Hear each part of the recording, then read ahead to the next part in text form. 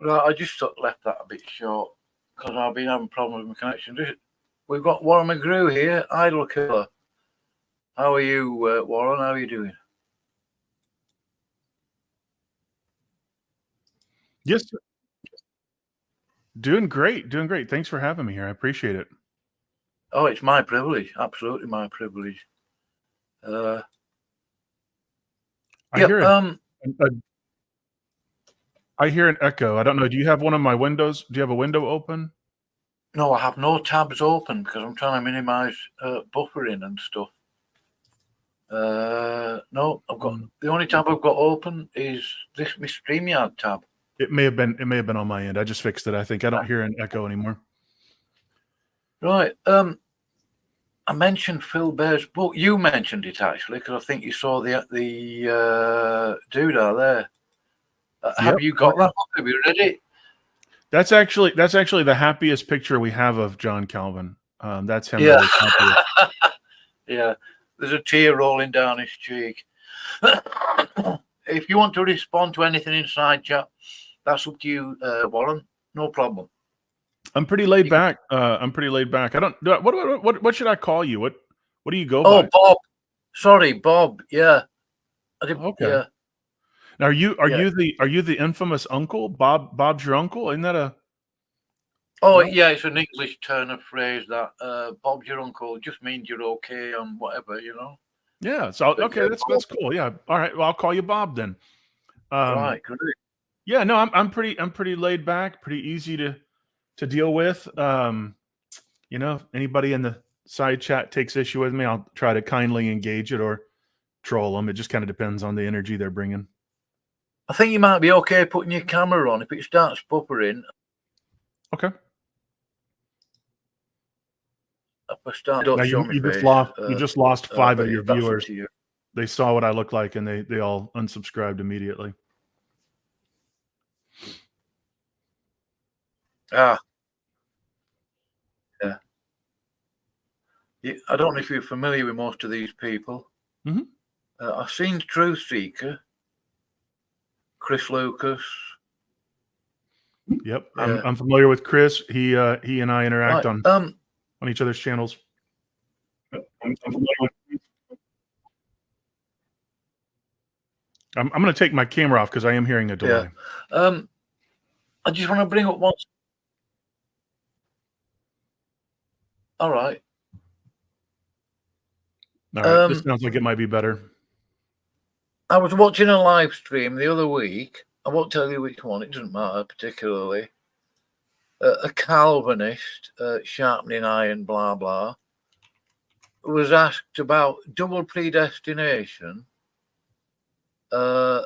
He basically didn't answer it in there, or you could barely understand what he said, but I made a comment regarding it, and he said, all he did answer, but with the response that he denied equal ultimacy, which I haven't heard before. Are you familiar with that? Yes, yeah, I would say that's probably the majority view of Calvinists is they want to say that God's electing individuals to salvation and passing over others does not necessarily entail his actively choosing them for reprobation and damnation. I don't see it as logically consistent, but it is more palatable, and I think that's why most people go that way. Yeah, I think it's a bit of a sly answer, really, isn't it? I thought, oh God, this guy's avoiding the truth. I mean, they literally believe in double predestination. They have to. Yeah, I mean, I have 5 children. I have 5 children. If I told my 5 children, I said, all right, I'm choosing 2 of you to go get ice cream with me. That doesn't mean I'm choosing 3 of you not to get ice cream, but you're not going to get any ice cream. It seems to operate in the realm of semantics. Yeah. That's what I was going to ask you now. Baalgate. I absolutely agree with that. I don't think you had been particular. I think you could have been a whole lot ruder with James. I could have, and I felt like it on more than one occasion. Yeah, and I mean, that's the entailment of predestined before the foundation of the world. Double determined. Oh, Election, predestination. yeah, double predestination. Yeah, I mean, when they come in and they say that before God created anyone, he determined a certain elect apart from anything that they would do and elected them to salvation. They're inconsistent in this. Like you'll see James White often argue that those who are elect unto reprobation and damnation get exactly what they deserve because of their evil, what the evil that they're doing. But according to his own view, they were either saved or damned without any consideration about what they would do. It's unconditional. So they're inconsistent. They're contradictory. It's an internally inconsistent system. Now that's when you start comparing entailments and certain aspects of their claims. But if you're just doing it at a surface level and you go, okay, total depravity, unconditional election, limited atonement, you go all the way through that through the P, it makes sense. Like if you are created spiritually dead and you can't do anything, well then, you need to be regenerate, and you can start to see how that system would flow. But when you build out on it, it's inconsistent and contradictory, and then you start having to basically create categories. You're basically trying to do some post hoc rationalization. You're having to appeal to mystery, and every system has mystery. This is one of the things that Calvinists always get mad at me. They're like, well, you're just trying to make God knowable. And I'm like, no. He made himself knowable. There are certain things we don't know about God. Those are mysteries. But logical contradictions and diametrically opposed statements are not mysteries. They're either true or not true. They can't both be true. And what they want to do is to have their A and not A argumentation. And you'll see this with a lot of Calvinists. Like when you get into a debate with them or you start pressing them, they'll say, well, this is true, but it's not true.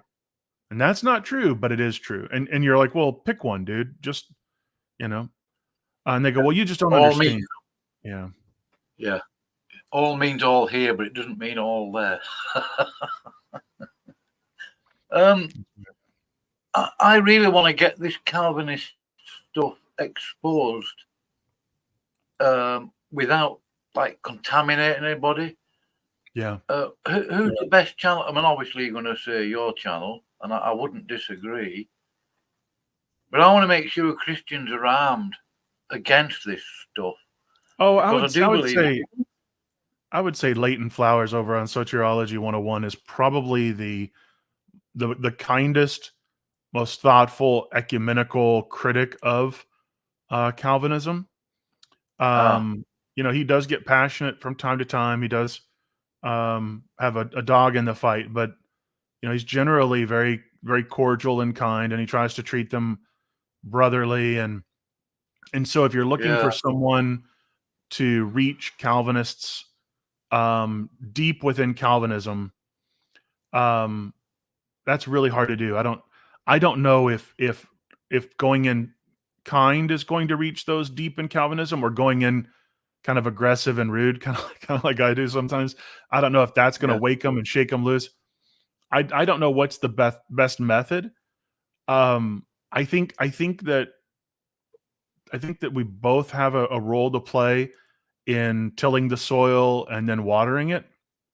And but Leighton goes deep into theology, and I don't really spend a whole lot of time trying to go through their proof texts, like the Golden Chain of Redemption, or like John 6 or things like this. I tend to hit them on their foundational beliefs. So I'll hit them on total depravity. I'll hit them on their atonement theory. I'll hit them on their doctrine of God, because if they're consistent, they're fatalists who deny even God is free.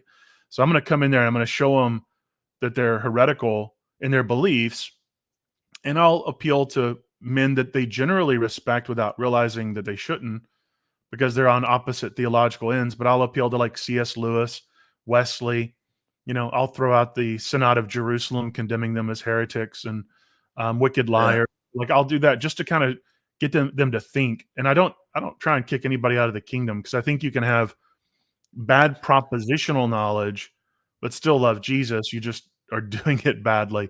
It's kind of like when you get married. When I got married, I went and I bought this book called The 5 Love Languages, and I wanted to like study the way that my wife felt loved, so that I could speak her love language. And so we did the little worksheet together, and she's like, "Oh, I'm into acts of service, gifts, and what was the other? I don't think bribes was on there, but it was so I tried to learn her love language, just that I could make sure that I was communicating effectively to her. And I think that we need to do that when we're dealing with other believers. We got to figure out how to speak to them in a way that they're going to receive it. But when you're on the internet, you can't customize your message for each individual. You can't come in there and go, No, well, dear, what are you? Where are you in your walk? What is your flavor of Calvinism? Let me speak to you where you are as an individual. So what you do is you have to take the 1,000-foot view, and as a result, somebody that doesn't have that particular flavor will accuse you of misrepresenting. They'll say that you don't understand. You're presenting a straw man, and then you'll quote them 15, 20 different Calvinists, and they'll say, "Oh, well, they didn't mean it that way because I don't understand them to mean it that way." And so it can be very difficult. But I think what you're seeing happening in the modern age with the invention of the internet and the freedom of speech and freedom of religion we have is you're able to have different approaches and access to information that we didn't have in the past. So when I was coming out of Calvinism in 2014, the internet was around. I mean, it had been around for what, 20, technically almost 30 years, but it wasn't very well developed. I mean, 2014 was pretty much the Stone Age when it comes to early internet.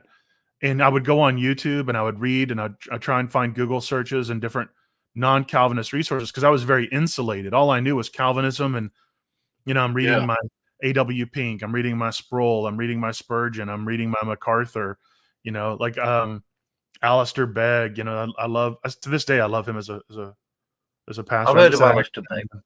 Yeah, he's got that great accent.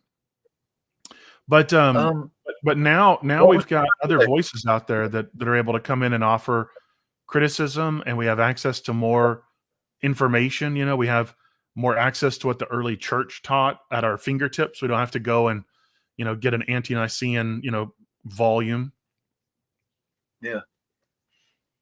So what was the catalyst that? So I mean, obviously the Holy Spirit, God's at work. What was the catalyst that got you out of Calvinism, Warren? Well, so it was our third pregnancy turned into triplets. So I had 2 kids, and then the third pregnancy turned into 3 daughters. And I was home with them all the time for probably the first 3 to 4 months. I was getting sick. I was shaking so much from sleep exhaustion. And my wife said that she was going to take the children to our mothers and let me rest. And when what does that say? Idol Killer, you need to go after the nerds on. They're out of their league. Remnant Radio. That sounds Calvinist to me. It does sound Calvinist. I'm not sure. I've seen their stuff, but I'm not familiar with their unique position. But at any rate, so I was I had the data myself, and I thought I need a nap. I'm exhausted, and I walked upstairs and I saw my Bible laying on my desk, and I thought, man, I haven't spent much time with the Lord. I've been taking care of babies all the time, so I felt really guilty, and I said, Lord, before I rest my body, I really need to just replenish my soul. So I went over and started reading, and I didn't really know where to go. I just opened it up to the Gospels, and I saw where the Pharisees were accusing Jesus of being demon possessed. And I realized it was because they had bad ideas about who they thought the Messiah was going to be. Yeah. And then I said, well, if you appeared before me, would I recognize you? Do I have those same kind of bad ideas? And that started me thinking. And I went back to Genesis and just started over. And in the span of about an hour and a half, total depravity collapsed. And I was terrified. And that was on a Saturday. So then Sunday I went to church and I talked to my Sunday school teacher and my pastor. They both were experts in Greek and Hebrew, and they confirmed my interpretation was correct. And that didn't help me. I was really hoping they were going to tell me I was wrong, and it was something in the text, and I'd got it, wrong, and that really kind of started my exodus from Calvinism. But I just decided that Saturday I'm going to sweep away everything and just assume just the sure foundation is Jesus Christ and rebuild. And and if Calvinism stood at the end of it, then it would be proven true. And if it didn't, well, then why would I want it? I only want the truth, And it got swept away like wood, hay, and stubble. Right. Yeah. I've got I like Leighton Flowers. He sort of grew on me a bit, Warren. I've got no beef with him. My only, it's not, I think the wrong word really, problem. I'm really against provisionism. I think it's paradigmatic. It's just sort of an ideological. I just don't think it's a good idea having these acronyms as though they're defining scripture. I'm not saying that provisionism is poisonous. I just think it's not the best way. Do you know what I mean? What would you say on? I'm not trying to get you to sort of disagree with Leighton Flowers. I do respect him. I just don't. I don't like labels. That's what it is. No, really. I get it. And like Leighton and I have had these talks where it's like I'll look at the acrostic, where it's like PROVIDE. So I'm okay with people sin. I'm okay depending on how you want to define sin nature. If you're saying it's just human nature and freedom and appetites that can lead us to sin, but are not necessitated to sin. Okay, I'm cool with that. I deny inherited guilt, and I deny that we're born spiritually dead under God's wrath. So Leighton and I tend to agree on that foundational premise. We both believe that man is responsible. We both believe in a universal provision of God where he's offered salvation to all and he wants all to come. Where we start to disagree is on our understanding of the atonement. We both will agree that the work of God illuminates the mind. So, hey Kevin, what's up, bro? Kevin Thompson. Kevin Thompson, man. Kevin never comes to my channel. He comes to yours. That's interesting. I had Kevin. Kevin's been to my channel before for a discussion. You can pop in. He's been on. Yeah, he came on Idol Killer. I'm just giving him a hard time. Right. But no, we both agree that God, His grace is at work. I think we both similarly understand grace, not in an Augustinian effectual way, but in numerous graces like the early church would hold. I hold to conditional security and conditional immortality. So we're probably going to disagree on that. So there's a lot within the nuances of the provide acrostic where we just, what's he saying? I had to minimize. Yeah. I need to get you back, Kevin. You were on once. That was back when I was terrified of doing live streams and didn't know how to talk to guests. So the fact that you've either forgotten or are willing to come back is a sign of your graciousness or your poor memory, but I'll take either one. But yeah, so Leighton and I disagree on provide, but fight. But we do agree on God's universal provision for all. So I will refer to myself as a big tent provisionist, but I'm not in the technical sense of provisionist because there's several points of the provide acrostic that I disagree with. And of course, I don't speak for Leighton or any other provisionist. I'm kind of a theological mutt, and I'm okay wearing that label. Last Sunday, I went to an Eastern Orthodox parish and visited Father Panayotis with my 5 children. He was on my channel. I interviewed him a couple of years ago, and it was a great experience. I liked being challenged. I liked hearing the beautiful hymns in Greek. I liked being able to read the English companion. The smell of the incense was amazing. The iconography was beautiful. And, you felt like these were the heroes of the faith who were faithful. And you weren't, I wasn't worshiping them, but I was encouraged by them, like that great cloud of witnesses encouraging us on. And I really enjoyed it. I'm not sure if I'll ever convert to Orthodoxy, Eastern Orthodoxy. There's some concerns I have primarily with metaphysics that I'm not sure I can go there wholly. I've been told by several that it's not a problem, but then I've had a few guys that might be a little more dogmatic. So I don't know. I'm okay. I'm okay not having a label other than just Christ follower. But I love. Oh, here you go, Ortho Christos. Now this is a brother that is very encouraging. Has been very kind. He says you're halfway here already, man. That's true. I lean east. It's one of the reasons why James White didn't want to debate me. After I debated Matt Slick, James noted that I'm on the other side of the issue, and he doesn't really know how to debate that. But so that I think that tells you all you need to know about the East. They're not to be trifled with. But yeah, the iconography, the incense, the people, the rich history, and one of the things that really challenged me this last week was I went there for the Divine Liturgy, which was a 2-hour service, and 80% of it at least is in preparation for the Eucharist, the Lord's Supper. There's procedures that they go through in order to prepare it, and it's part of the consecration. Yes, I love eotheosis. Yeah, I think Kevin and I we're very intrigued on a lot of the same things. But the preparation for the Eucharist, I come from a Protestant background, so we walk in, we grab our little cracker and our plastic, cup of grape juice at the door, we put it under our chair, we go through the entire service, and then at the end they say something, we chew the cracker in remembrance, we drink the grape juice. But it's I would love to have Jay Dyer on Eurisco. Get an invitation out to Jay. I've heard of Jay Dyer. What's that?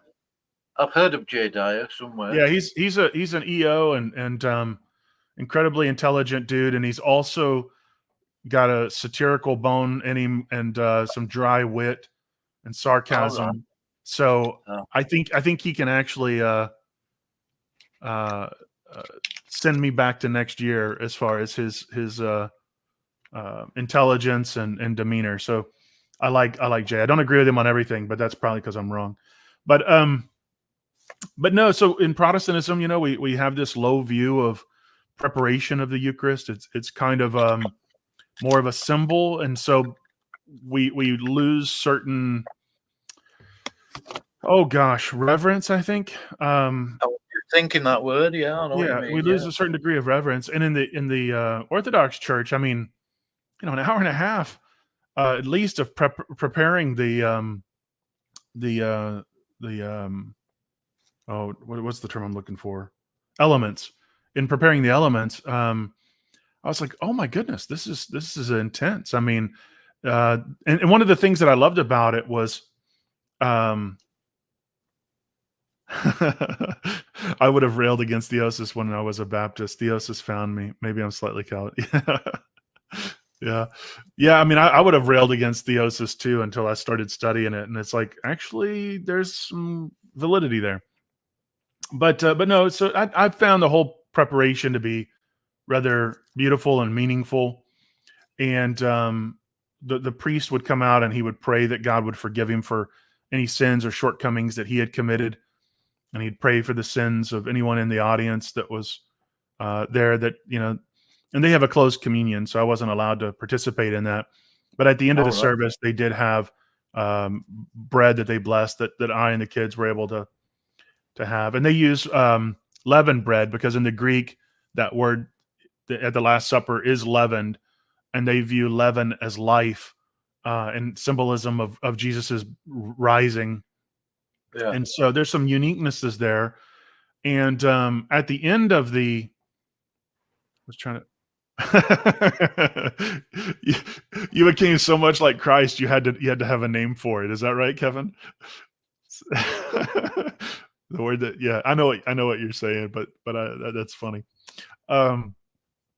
But no, at the end of the service, I asked my children, I said, what did you guys think? And they're like, oh, we like it better than our SBC church. And I was like, really? Like half of this was in Greek and you weren't reading along. And they're like, yeah, we know everything we need to know about God and Jesus because you teach us at home, but we really enjoyed the music and the people and the ritual and the circumstance, or the pomp and circumstance and the experience and the artwork. And so my kids really enjoyed it.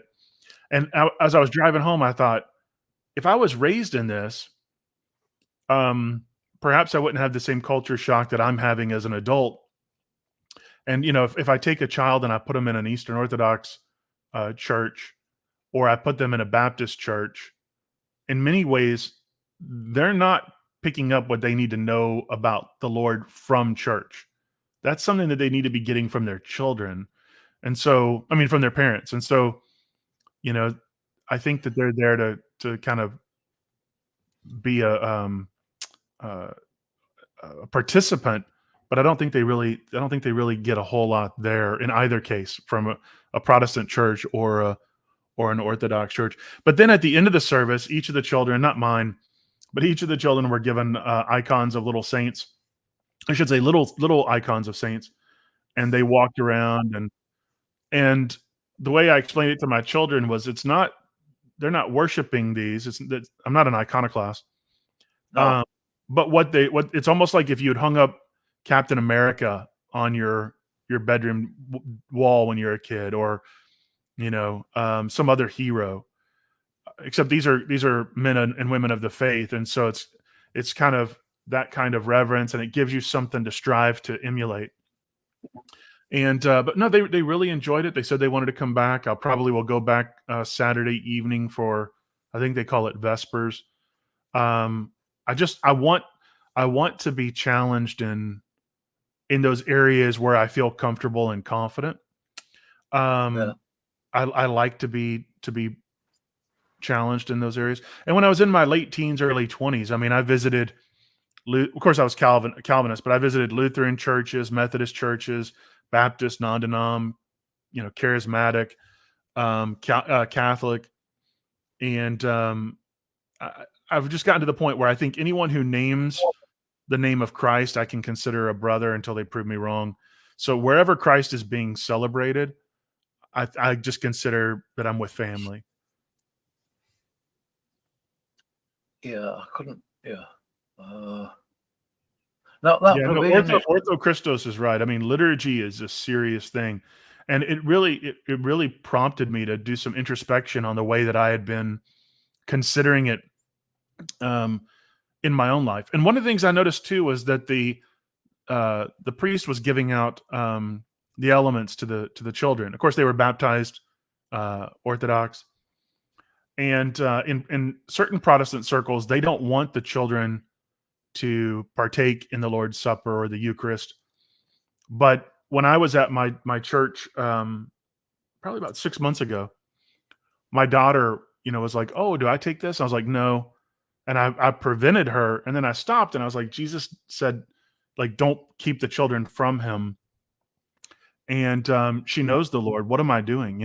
And so I don't know. I'm at a crossroads, not where I'm looking to make a change of membership because I care about the label, but I want to make sure that, that my heart is right and that I'm leading my family where I need to go. And I have a lot of love and respect for the EO, but I have a lot of love and respect for the SBC and even certain Calvinists. So SPC, what's that? Oh, Southern Baptist Convention, is it? Is it SPC? Yeah, Southern Baptist. I don't want to keep hacking on provisionism. I don't hate it as such. I did watch a video where there was this, I think it was a professor, somebody you'd been in the studio with. You had a discussion with him on provisionism. And he said the problem with provisionism is you can slide semi-Pelagianism, Molinism, and obviously Augustinian Platonistic thinking into it or something. I mean, it's a target to aim at, and it's an easy one, isn't it? I don't know You said I had a conversation with somebody about provisionism on my channel? Not on your channel. I think Tim Stratton was there. Oh, I can't remember.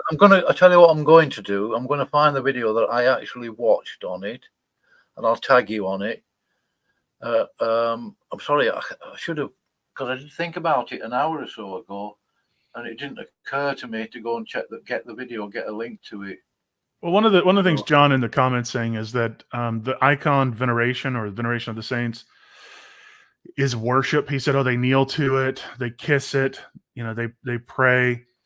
But it isn't. It's I think the problem is that you're coming at it from a Western perspective, and so you're assuming certain things are worshipful when they're not.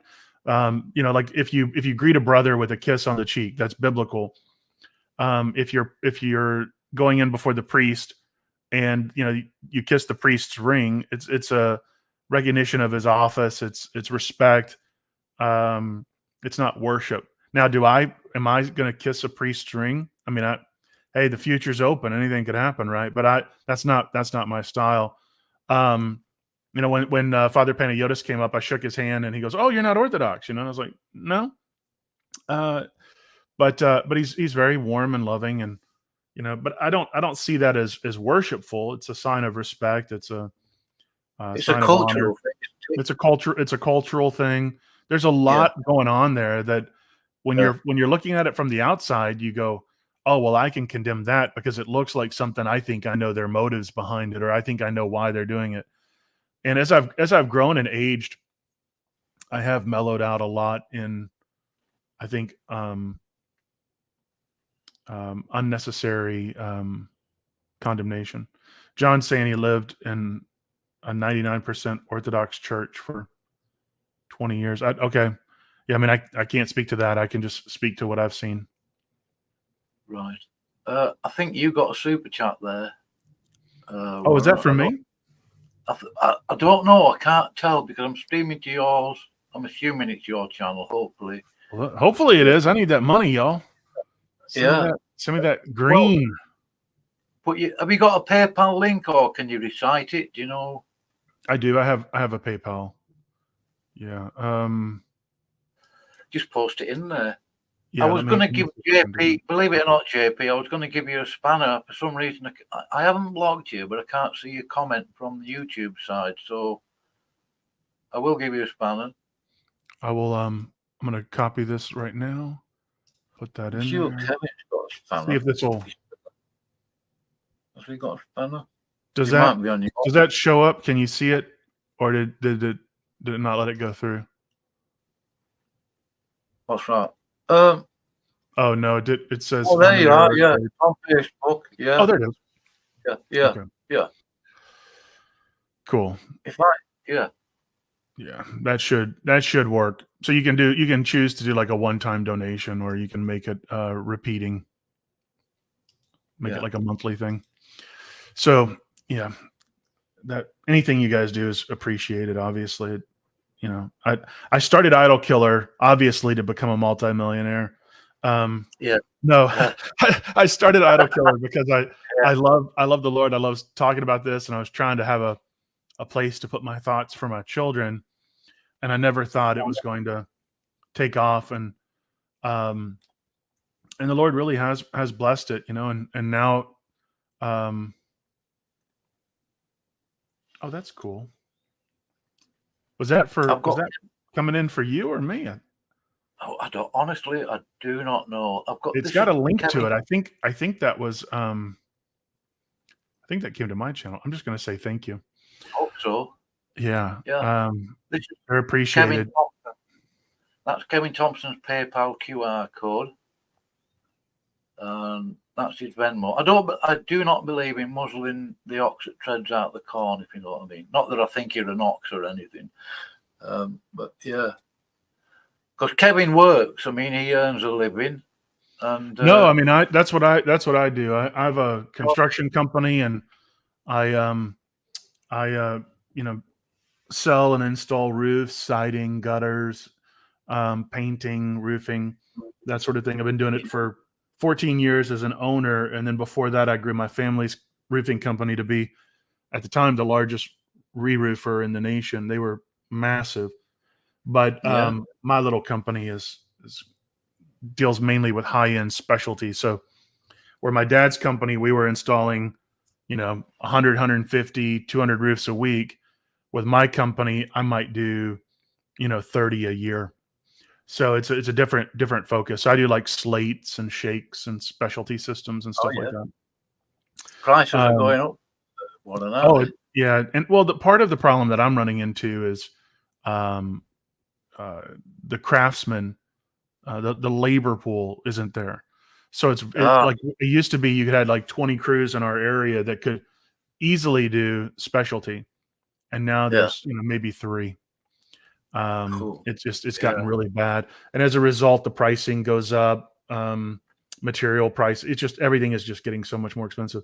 But no, I work to pay the bills. And, when people donate to Idol Killer, that goes towards, covering the cost of, my editing software. It goes to covering the cost of my AI software or the music licensing or, so it's all appreciated.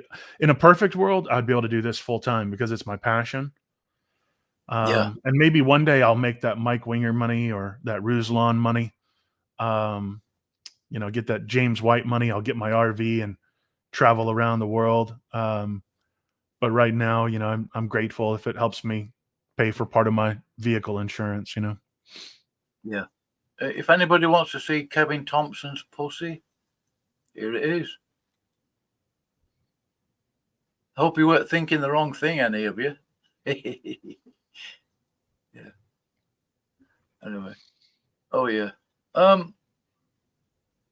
Tim Stratton, I'd love to talk to him because he's very sharp on that free thinking argument, which I have read. I can do the maths on it. Yeah, I like Tim a lot. I consider him a good friend. He's a Molinist, so we definitely disagree, but I like Tim a lot. I mean, I think, one of the things that is very interesting is when you can respect and like someone that you are theologically opposed to. I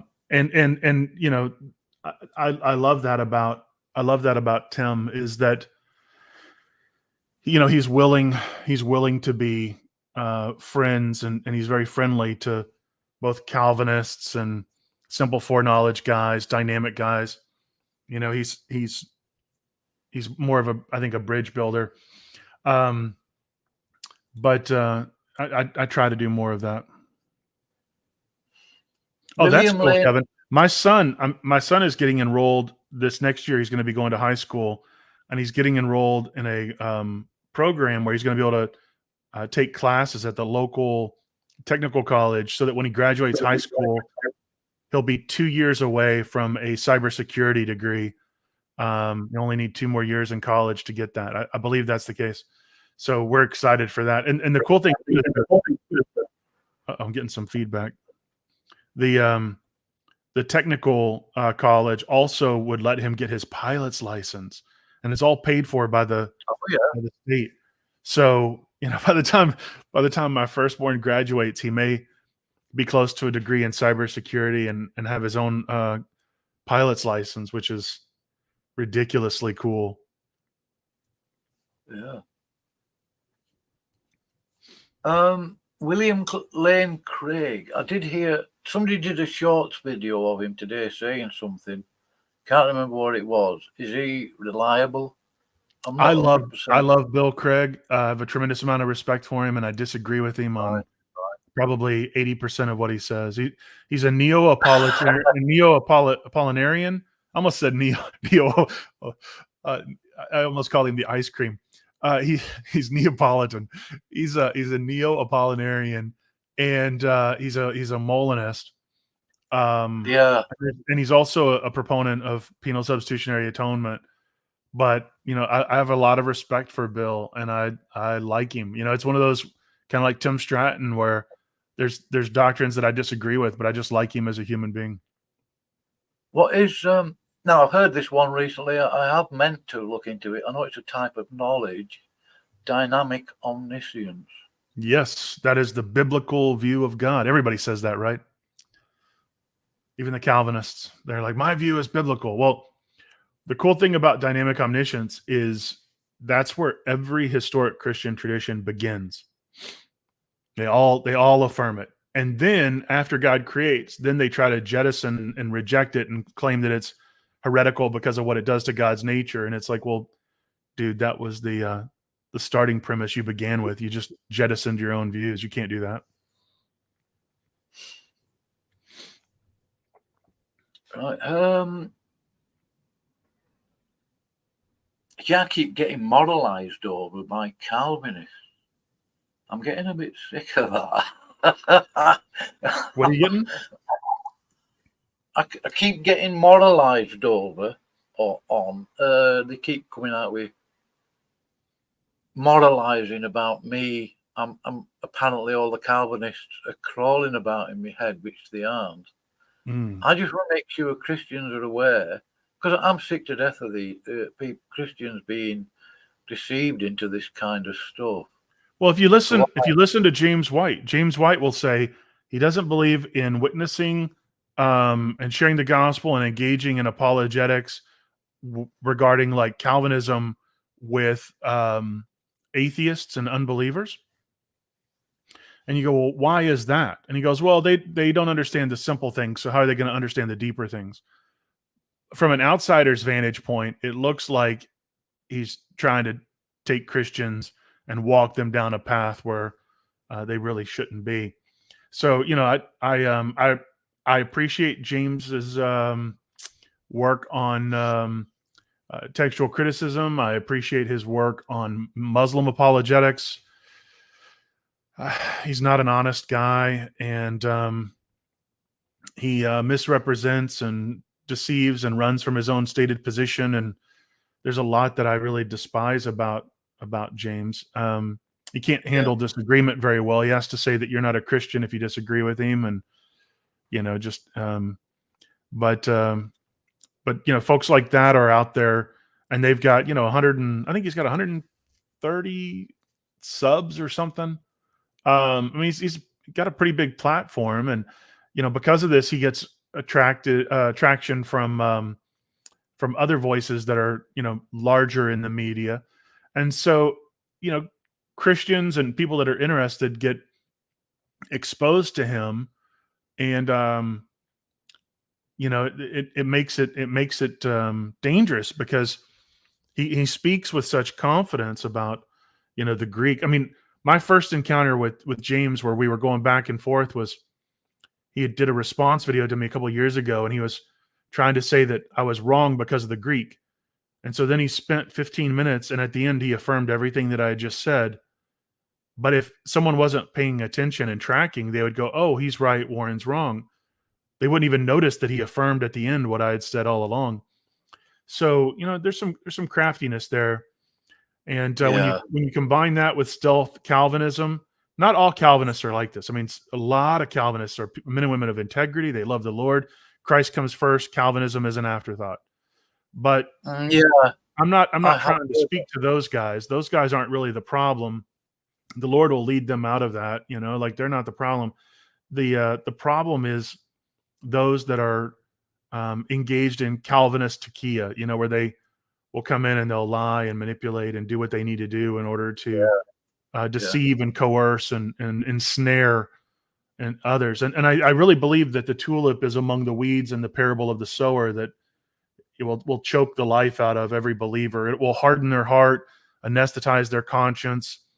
It will deaden them. It will replace the Spirit of God with a spirit of religion.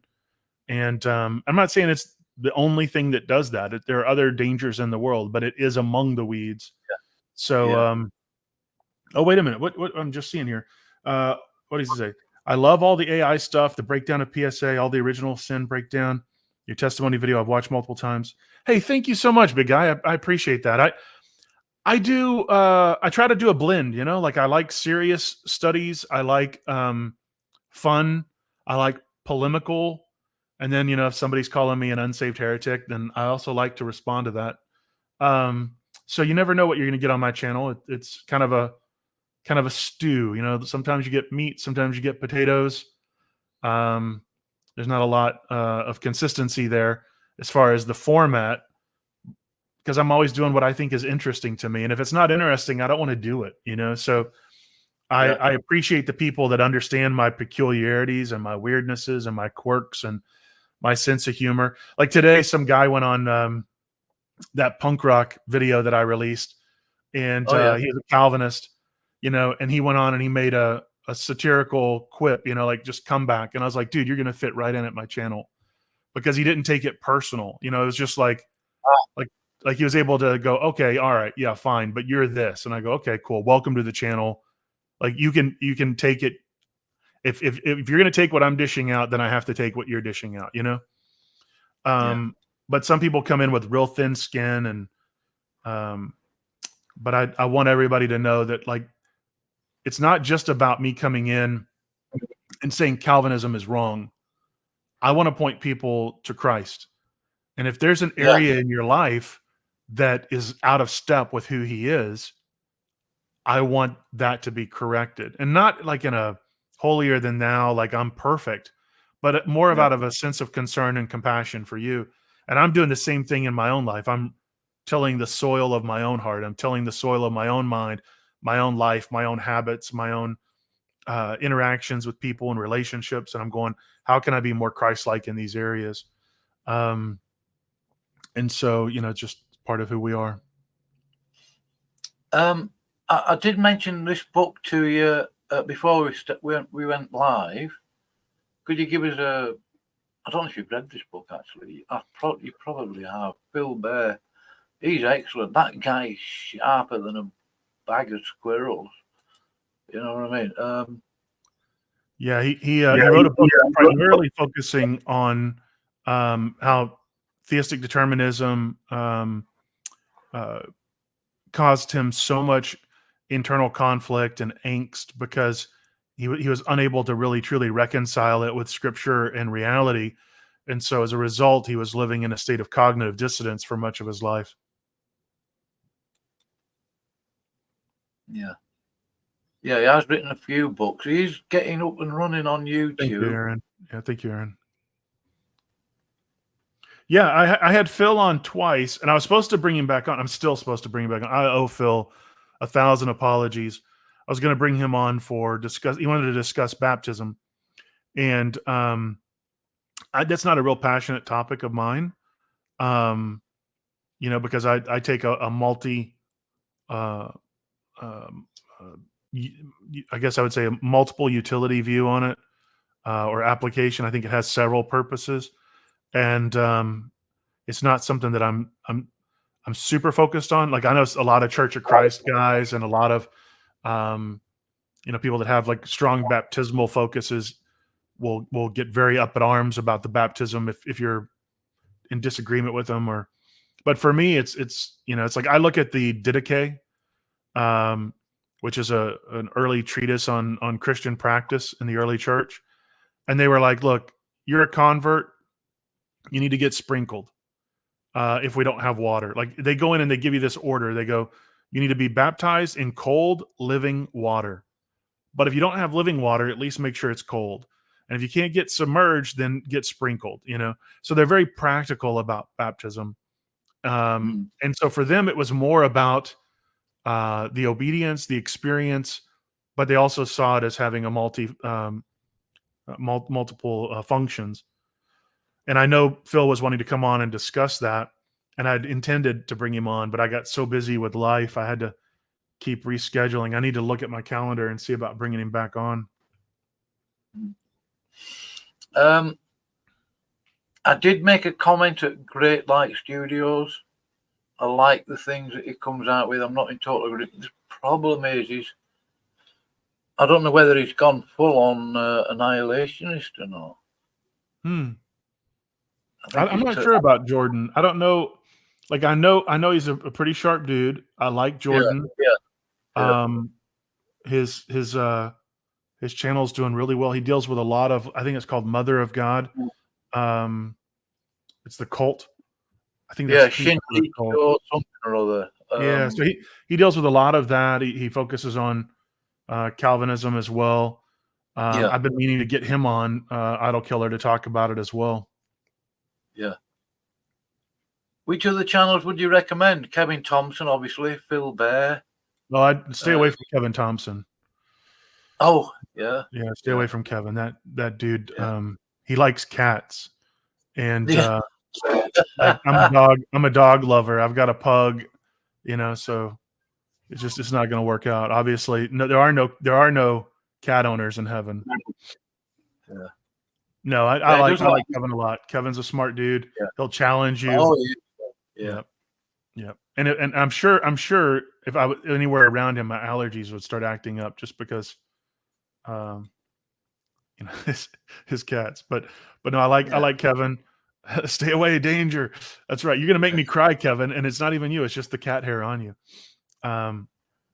But I like Kevin. I like Leighton. I like the dudes over at Provisionist Perspective. I've seen a lot of Oh, yeah. Theological Dark Web those are good guys. Oh, I haven't heard of that one. Theological Dark Web. Okay. Yep. Chris Fisher. Oh, yeah, I like Chris. Yeah. Oh yeah, he'll get in there and he'll throw down with anybody. But at the same time, he's got a wit and a way about him that when I first encountered him, I was like, oh, this guy. Oh, and we became good friends. I really started to appreciate that. He's been a good source to push back on some of the things that I've held and challenge me. So I appreciate that about him. And he approaches things differently. We don't agree on everything, but we do approach things, and it's been good. The Bible Bro Down guys, they're not all that consistent with their content. Bible Bro Down, but they have tons of good studies and topical studies and going through different books of scripture. Church Split guys are like really, if you've come out of independent fundamental Baptist church and you've experienced what they would call church hurt, or you've seen churches split and those divisive topics, that's where they kind of tend to focus. But they also talk about like Ballgate and Calvinism versus non-Calvinism, and I think they do movie reviews and just pretty much a little bit of everything. They keep broadening, but they're fun guys, and I appreciate their perspective there. I know you can't keep an eye on everything that's going on YouTube. I don't suppose anybody can. Did you see Chris Fisher discussion with Matt Slick? I did. Yeah. Oh, yeah. Good. Yeah. I was on the after show. Oh, yes, you were in the chat. Yes, sorry. Yeah, I saw you. You pop up everywhere, Warren, don't you? I'm here. Leighton will reach out to me and goes, "Hey, Warren, I'm going to do a live stream." And I go, "Okay, I'll be there." And he goes, "I didn't tell you when yet." And I'm like, "I'm available." Being self-employed, I usually can make my schedule work. And we're in the rainy season here in Georgia and winter, so I have a lot of free time. And Georgia. yeah, so I mean, I go anywhere, man. Look, I'm on your channel, right? I have no standards. Yeah. I'm kidding. I'm kidding. No, I go anywhere. I like to have a conversation. I'm very personable. I like to have discussions. I went on JP's channel a couple times, JP Uncut, and saw him in here a minute ago. And he said, "We're going to do a debate review," and I go, "Okay, great."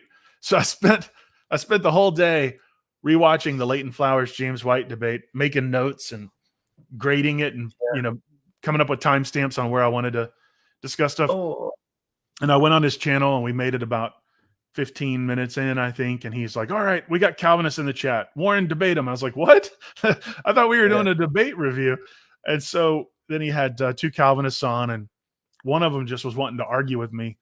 And, I was like, unless somebody's just coming in incredibly hostile and being hateful, I really do try to have a respectful discussion. And I think it disarmed him, because he's like, "Well, I was wanting to fight with you, and you're being, too charitable and reasonable. This isn't what I expected, you know? So, that's just, I don't know. The internet creates a persona. And since I'm an ornery individual and I like to use sarcasm um, and whatnot, sometimes people think I'm a little more meaner than I am.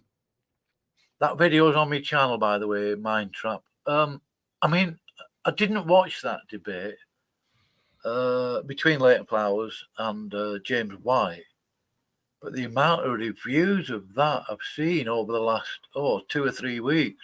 Oh, that's half the internet. I mean, YouTube video content doubled since that debate. Half the YouTube videos now are reviews of James White and Leighton Flowers debate. Yeah. Mhm. Yeah. We're picking little bits out of it. Obviously, And I think I'm in half of them. Yeah, you might well be. Yeah, I think I'm in half of them. Oh.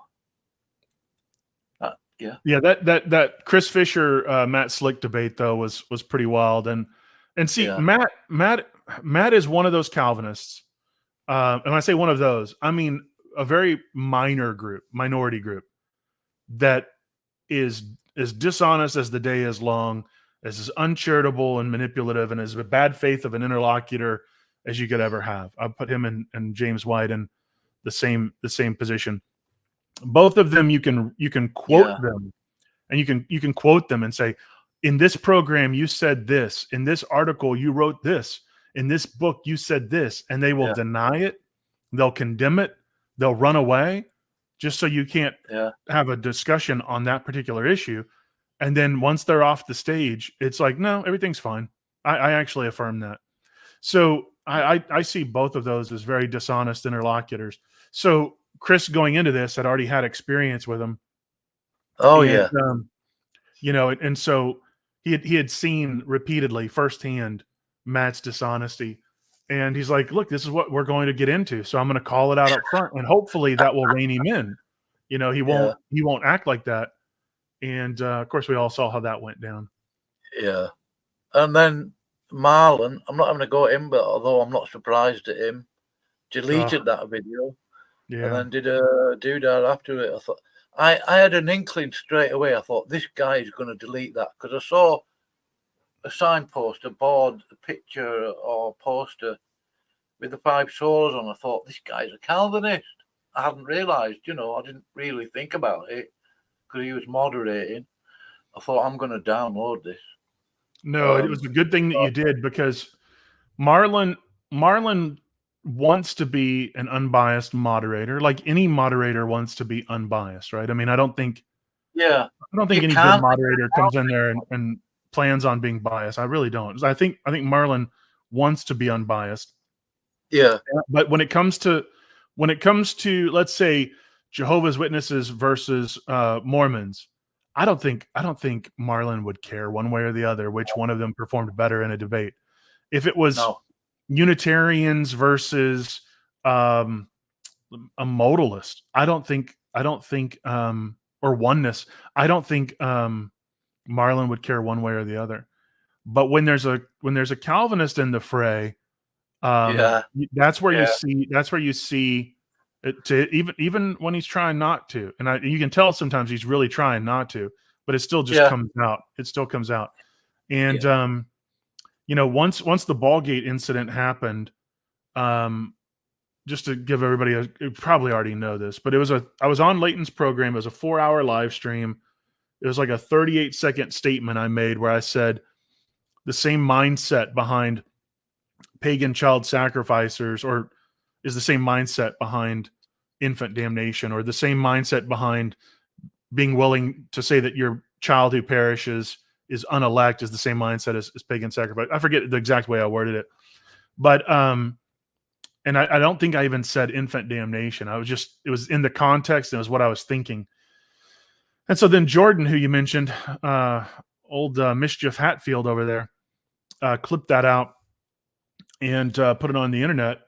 And James White saw it, and then he went online and he lied and said that I was saying Calvinists don't care about their children, trying to present it like you hand God a baby if you want to get into heaven.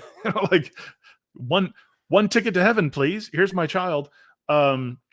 And so then Chris Date saw this, and then Chris goes on Twitter and some other places, and I think maybe Facebook, and he just tears his clothes and covers himself in sackcloth and ash and says he's blocked everybody and isn't friends with anybody. How dare we? And then Marlon saw White and he saw Chris. And so then he goes on his channel, calls me a liar nearly a dozen times, and repeats the same lies that James White said about me. So I reach out to Marlon and I'm like, hey, I didn't say Calvinists don't care about their kids. I don't believe pagans didn't care about their kids. Like that's not even, and I'm not saying this is universal. I've been very clear in my beliefs. Not every Calvinist affirms infant damnation. Like, let's talk about it. And he said, no, you have to apologize for things you didn't say, and you have to apologize for things you don't believe, or I'm not going to have a conversation with you.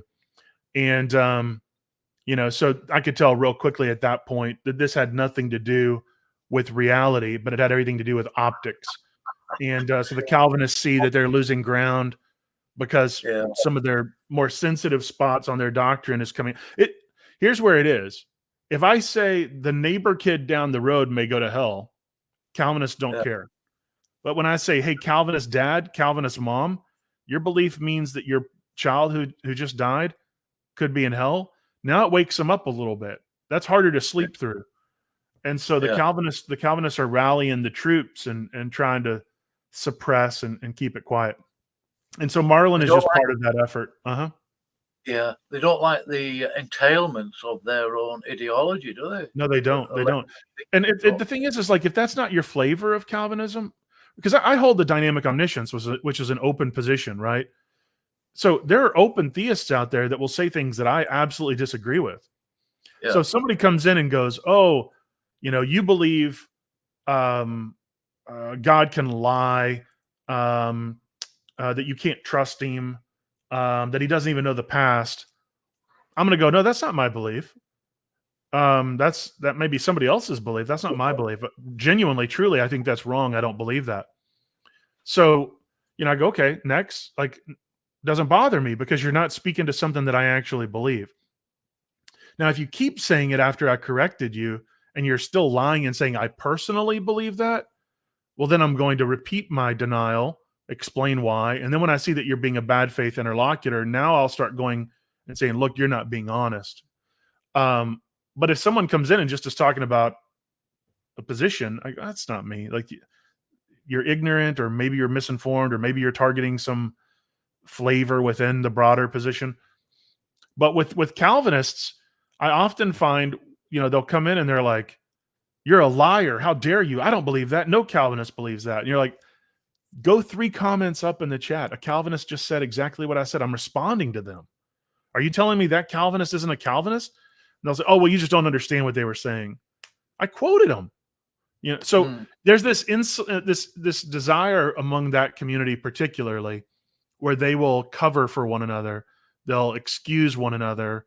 They can disagree diametrically about certain beliefs, but as long as they're both wearing the banner Calvinist, then what disagreement? That doesn't exist. What are you talking about? You just don't understand. And it's really a sad thing to see. The Eastern Orthodox have serious issues, especially when, what was that saying? Fundy Christians convert. I was once enamored with them, but further studying changed that. Yeah, I mean, I guess, anybody that goes into a perspective shift like that can become, oh, that's cool. Thank you, Kevin. I'm just going through. I'm just making sure that they're all. Yeah, anyone can become a cage stager. Yeah, I think I saw that. Thank you, big guy. And anybody that's watching this on my channel, I'm just streaming from KJV. I'm a guest on his program. I'm just dumping that into my channel, so anybody that wanted to see this could see that. It's one of the things I'm trying to get better at doing. But yeah, thank you guys for tuning in. Now then, I'm not sure if I can think of any more questions. I was going to ask. Oh yeah, equal ultimacy. What's all that about? I mean, a Calvinist gets, I know what they do. I mean, it's pivoting, equivocation, or something. Non sequitur, sorry. Mm-hmm. He gets asked about double predestination, and then he answers it with the denial of equal ultimacy. I mean, the amount of fallacies, fallacious stuff that they come out with. One of the big problems with Calvinism, and it's not exclusive to Calvinism. I mean, there are other systems out there that suffer this to different degrees, but it is extreme in Calvinism, is the requirement that you surrender your sense making and accept contradictions as part of your system. Yeah. And what this does is this creates a world in which there is no, like, they love theistic determinism because they want concrete reality. They want assurance. They want some sort of security. So they love theistic determinism. But what they end up with is less security and less grounding than they had before they converted to theistic determinism. And they end up having to surrender their sense making and adopt diametrically opposed beliefs. And it causes problems. And one of the things that you'll see this manifest in, and anybody, like I said, anybody can do this. There have been things in my mind, let's say, go back, I don't know, maybe 4 or 5 years ago when I was studying the atonement, and I would get angry because I couldn't understand. I would experience cognitive dissonance and it'd make me mad. But over the years, I've learned to dial in on that and go, why am I getting angry at trying to understand something? Is it that I don't truly understand it? Is it that I'm experiencing cognitive Is it that the person I'm engaging with is experiencing that? And so that's helped me a lot. But I think that that's really rampant within Calvinism. I think that's just part of the price you have to pay to be a Calvinist. And it's a miserable life to live, and most of them aren't even aware of it, sadly. In fact, I think I don't know whether it was you or Kevin Thompson. Might well have been Kevin Thompson. He said, "You cannot live that the life of a Calvinist in the sense of like everything's predetermined and blah blah." I think every non-Calvinist that's familiar with Calvinism has noted this. It's a very common problem because you go to a Calvinist church, and when they're talking to you on the internet or over coffee or dinner or whatever, they're going to be pushing theistic determinism. But then when they actually go out into the world and they live, they have to live as though theistic determinism is not just unknown, but false. They have to live as though it's false. So, it's weird. Yeah. It's one of those systems where you're just surrendering your sense making. I mean, and I've noted this. I don't think you and I've had a chance to discuss this. So there's two big problems within Calvinism, I think. So you mentioned earlier Tim Stratton's free thinking argument where God decreed even the elect to have false beliefs. Yeah. So how can you trust that you have any right belief, let alone that you can trust God that you're one of the elect or regenerate? That's a big problem. But the other one that I think is even more severe for the Calvinist and any Reformed, this might even impact Tim to a certain degree, is because they affirm total depravity. If you say that we're created with our God-given faculties incapable of rightly understanding and accepting spiritual truth, well, then your own regeneration is a spiritual truth that you are created incapable of rightly understanding. So you're saying, well, ultimately, you're just making a claim that you're regenerated when you don't have anything that you can point to internally or externally to ground that claim. So you've surrendered any objectivity, any sort of subjectivity. I mean, everything just becomes garbled, and so you can't actually have any basis for truth in that worldview. So you go, well, I'm elect, and you go, well, how do you know that? Well, I've been regenerated. Well, regeneration is a spiritual truth. How can you understand that given your premise? And it becomes viciously circular. Yeah. And Well, wait a minute. On the last day, many will say, Lord, Lord, didn't we do this in your name? How do you know you're not one of those? Because you're involved in a death spiral known as circular reasoning. Yeah. And so they have a severe impediment to, and you'll notice too, they're in many cases, when it goes to presuppositional apologetics, they'll appeal to things like logic and reason and truth. But then when you actually start pressing them on that, when it comes to their own system, then they have no objective truth, and they'll turn on reason, and they'll call it, well, you're just trying to understand the Bible with man-made reasoning. It's like, okay, what kind of reasoning do you have? Oh, I've got divine reasoning. Oh, you got that divine gnosis, huh? So Yeah. how do you know you have that? Well, I know it because I have it. How do you know that's not man-made reasoning? You Yeah. see, it's so they'll turn on reason and rationality, and they'll attack it.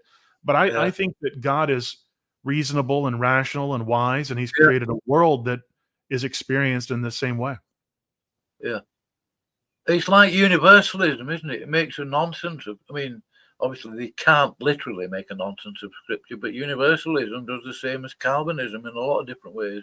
Yeah. Fatalistic, Gnosticism. It's not even Gnosticism, really, is it? I don't know. What a mess. Well, what a mess I that guy Augustine caused. What's that? Oh, you're talking about Manichaean? Oh, Augustine, Manichae, Yeah. Mani. Well, Yeah. Augustine was a former Manichaean, so he was influenced by Manichaeanism. But one of the things that a lot of people aren't aware of is he was also influenced by the Inkritites and Messalaeans in North Africa. Inkritites. Yeah, Inkritites and Messalaeans. They had some pretty weird views. So, and he was also in that same era where you had heavy Platonism and Stoicism. Yeah. And so all of these things, he's a product of his age. I mean, at that same time, they were going in and beating people for saying that, Christians could get married. I mean, there was some really weird beliefs back then that really came in and tried to take over the church, and to varying degree were successful. But it's a mess. Yeah, this guy, I mean, love God, a watered down translation like KJV. You want to read, well, if you've got the original Hebrew and Greek manuscripts, you're sat there with about 30 million quid worth of paperwork. Yeah. What you're saying is that you're appealing to the manuscript tradition. And that, I mean, that I don't want to get into the whole KJV versus. No. I love the KJV. It's what I was raised on. But I think that it's a reliable translation.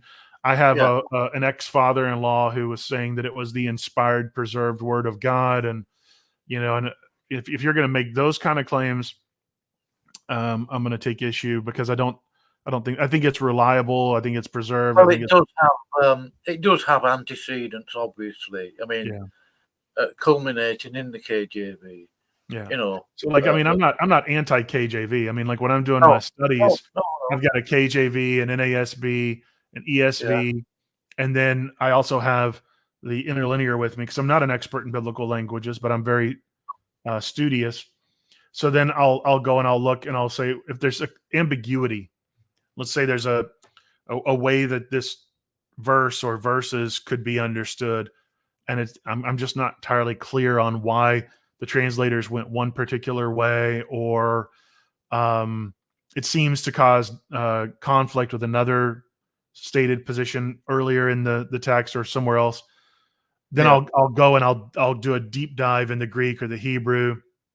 I even like to go back and look at Hebraic. I want to say iconography. That's not correct. Pictography. But I'll try and study the different words and things so that I can have a good understanding and reach my own conclusion. And usually the translations are fairly reliable. But sometimes, like with Psalm 51:5, if you go read the I think it's the Living Version, the New Living, one of those, they'll say that I was a sinner when I was conceived, that I was born guilty. I mean, like horrible things. That's not a translation of the Hebrew, by the way. That's them pushing original sin like the Jehovah's Witnesses do in their Bible. That's not what the text says. And yet I'll have Augustinians, Calvinists, Lutherans, whatever, and they'll come in and they'll, oh, well, the Bible actually says this, and they'll quote that. And I'm like, get out your Hebrew. This is where we need to get to the Hebrew out. Get out the Hebrew and show me where that statement can be found in the Hebrew. Yeah. And then they realize real quickly that's not what it's saying. But what do they choose then? Well, then, Bob, they choose not the truth, but they choose their particular translation. And it's not even a translation. Like I said, it's a bastardization, a molestation of the text. It's not a translation. But generally, I'm a big KJV fan. I'm just not a KJV onlyist. I don't know what Bible Leighton Flowers uses, but anyway, I shared that video of yours, that music, the rock one. Was it called Tulip, or was it Viper? Vipers in Diapers. Yeah, Vipers. Yeah. Yeah, I shared that to a bunch of Calvinists that I've come across on YouTube. Rebuke and Reprove. I think you came across him in that latest video that you did. Yeah. So I tagged these Calvinists. I got an answer back. Oh, you hate, you deny original sin, which I don't. I don't deny original sin. I deny Augustinian anthropology. He didn't say that about you. He said that about me because I tagged him on that video. I shared it on my community tab. And he commented, oh, you deny original sin. In fact, oh no, I did delete that. Why would he say that? Yeah, I mean, well, I'm anti-Augustinian anthropology because he might be saying it about you as well because it was your song, it was your music. So so I mean, I come in and I point out how Augustinian anthropology is identified in Scripture as the spirit of Antichrist because of what it does to the incarnation, redemptive work of God, but also what it does to the gospel as far as man's interaction with it and application to it. So whenever they're coming in and they're going, well, you're denying original sin, I go, stop. I don't deny that Adam sinned. I don't deny that there are biblically stated consequences. What I deny is that we were in Adam's testicles when he sinned, therefore we're made of sinful substance. And I deny seminal identity, and I deny federal headship, because those are terms that are designed to continue to propagate an antichrist doctrine. It corrupts the incarnation. It denies. What's that? Sorry, I really hate to interrupt because I made that mistake a couple of times with Chris. Did you say seminal identity? Yes. Oh, right. Okay. Yeah. I don't. Yeah. Yeah. So there's different ways that it can be understood, is that we are made of sinful stuff because we were in Adam and when he became sinful. There's traducianism. There's all sorts of ways that they get to it, but the ultimate claim is that we are created, or by deistic means, if they want to not be sovereign in their meticulous way, they can say that we're born sinful, guilty, under God's wrath. They're on their way out. Absolutely. I would never in a million years say that a baby is a sinner. No. The early church was unanimous. They said Jesus, when he said, unless we become like children, the early church, like what was his name? Epiphanius, the Latin. Oh, Epiphanius, yeah, I've heard of him. He said that Jesus was saying what they are by nature, we should be by practice and a dedication of a holy living. So he's saying the early Christian here, saying children are inherently by nature sinless and good.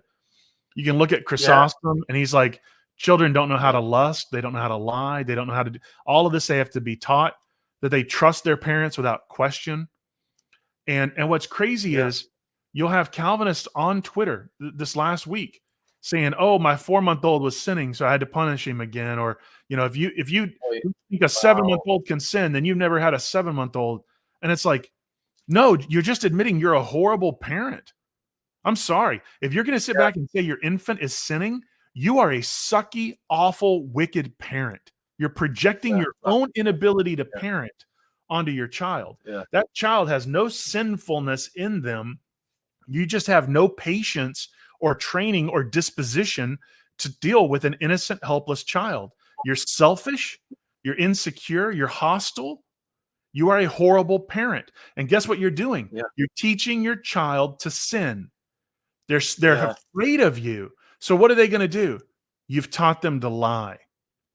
You've taught them to flee, to not trust you. So when you start teaching your children, you know, I mean, anyway, I could get off on this. I hate child abuse. I hate it. I hate it. I hate it. I hate it. And see, the thing is it's not just, it doesn't just manifest physically, although it often does. But when you tell your child, or when you operate in a belief system, you don't even have to communicate it. They pick up on those body language cues where they believe that they were created, hated by God, under his wrath, that they may or may not be saved, that they are sin incarnate, that all they can do is sin, and their very best is still displeasing before the Lord. They can never please him. When you start teaching your children this, guess what they're going to do? They're going to live like that. They can't do otherwise, right? You just told them they can't. So now they're going to grow up and they're going to run off and live like hellions, and you're going to go, I don't understand. I raised little Johnny to trust in Jesus. No, you didn't. You told him he couldn't trust you. You told him he couldn't trust the Messiah who laid down his life for him because you didn't follow and teach Jesus. You followed and taught John Calvin. You were a Christian in name, not in practice. Now, there are Calvinists that are Christian in practice and Calvinist in name. And those, the Holy Spirit will lead out of that. But it's a horrendous amount of emotional, physical, psychological, spiritual abuse to tell your children that they were created sinners. Instead, what you say is you were created fearfully and wonderfully made by a God who loves you. He said he said you are wonderfully and fearfully made. You were trusting in him the moment you came into existence out of necessity of your existence. And you're growing up and you're learning, and you're going to make good choices and you're going to make bad choices. You get to develop a character. You're going to learn, do I want to be the hero in this story, or do I want to be the villain in this story?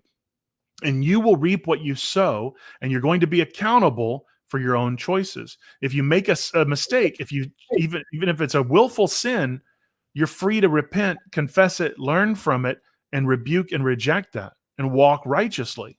So if you don't live righteously, it's not because you are made that way. It's not out of some necessity of fate or your nature, but it's that you chose that. So you are truly culpable and guilty. But guess what that means?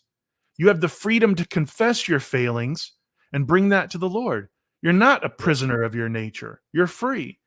And so the Christian gospel is opposed by this antichrist anthropology of Augustinianism. It is truly antichrist. I can't stress this enough. Yeah. Now, can I just say here, Warren, King's Table here, I had a conversation with a couple of Calvinists. It was totally toxic. I won't say who. I don't hate the guys, you know. Ran me through the whole gamut of, because I rejected Calvinism. I'm a semi-Pelagian Molinist, and then they threw the false dichotomy of synergism, monergism at me, and other stuff. I got called an Arminian. Synergism is in the Bible. That always ticks off people that want to hold to that dichotomy. But synergism is in the Bible. Yeah. And then I told Frank here, King's Table, about it. He's the one to blame for me going to Kevin Thompson and watching all hundreds of hours of Kevin Thompson. Oh man, I hope those videos were monetized, Kevin. I hope so. KJV Bob here is going to make you a pretty penny on those ad revenue. Well, I'm trying to make him famous, get as many people as I can, get him out. Yeah. Oh yeah. Why not? Yeah. No, and the thing is I'm going to be very careful. When I get on my soapbox against this doctrine, like I truly despise this because of what I see it doing to Christ and Christians and even the lost. Yeah. But it doesn't mean that I hate or I'm kicking anybody out of the kingdom. I was an inconsistent Calvinist, and it's because of that the Lord was able to get through to me and walk me out of it. Because at the end of the day, I chose him over my system. Yeah. You can't say Jesus loves you. You can say, Jesus died for sinners. You can't tell your kids Jesus loved you. This is a problem I had growing up. It's a problem my dad had growing up. Like every Calvinist I've known that's grown up in a consistent Calvinist table, we're told Jesus died for sinners. He may have died for you. We don't know. But again, you're pushing the children away from Jesus, and your neck is not ready for that millstone. It's not. It's time to repent. But that doesn't mean I don't love you. It doesn't mean that God doesn't love you, because unlike the God of Calvinism, God loved the world, and He wants everyone to repent and come to know Him. Yeah, but He doesn't. So I can say with boldness, I love you imperfectly. God loves you perfectly. Now, I've heard a testimony. I'm not going to say who it was. I'm not having a poke at him. I don't hate the guy, but I think it is similar to other Calvinists. His testimony is based on Matthew 7:21 to 23. And I have mentioned that. I'm not having a poke. I've seen a couple of Calvinists being asked for their testimony, and you just hear crickets. Any idea why that might be? Because I don't get opportunities really to talk to a lot of Calvinists, but I think that might be a real sticking point for them. Yeah, I mean, some Calvinists will give you their testimony pretty quickly. They'll just say, "Well, this is how I was born into this family, or this is how I came to know the Lord. This is how I converted to Calvinism."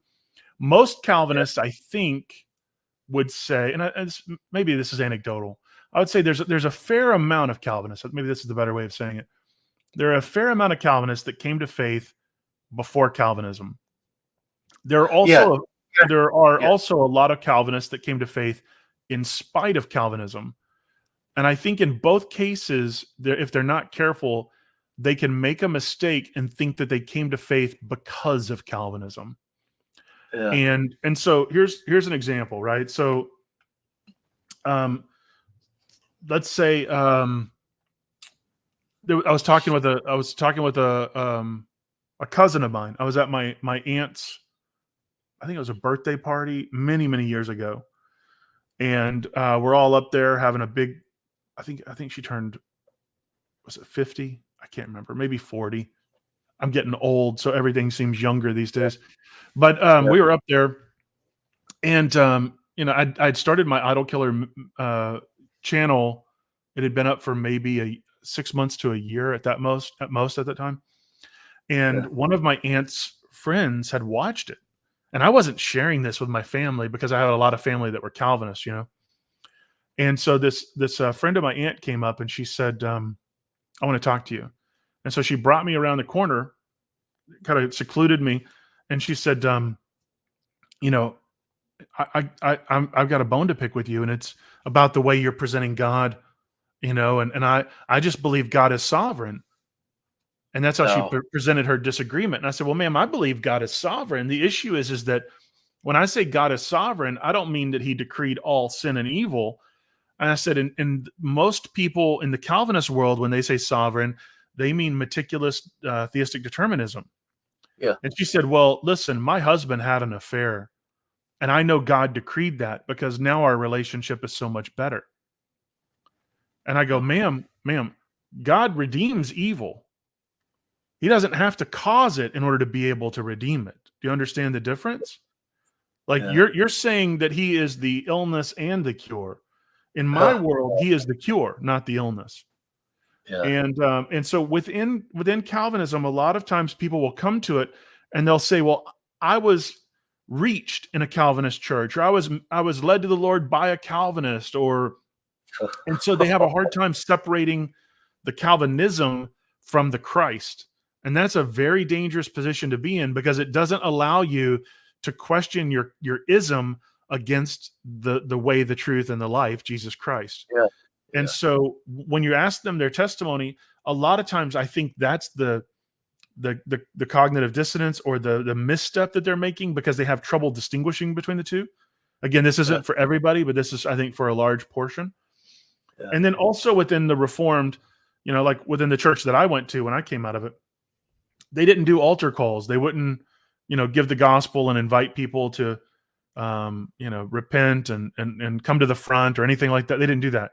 They would give a message and then it was over.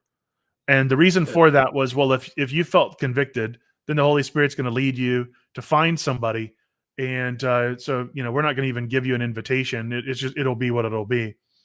And so I think one of the reasons why you see a hesitance to give a testimony is because of this sense in which, in their mind, it may very well be that they've always been elect and they only discovered it.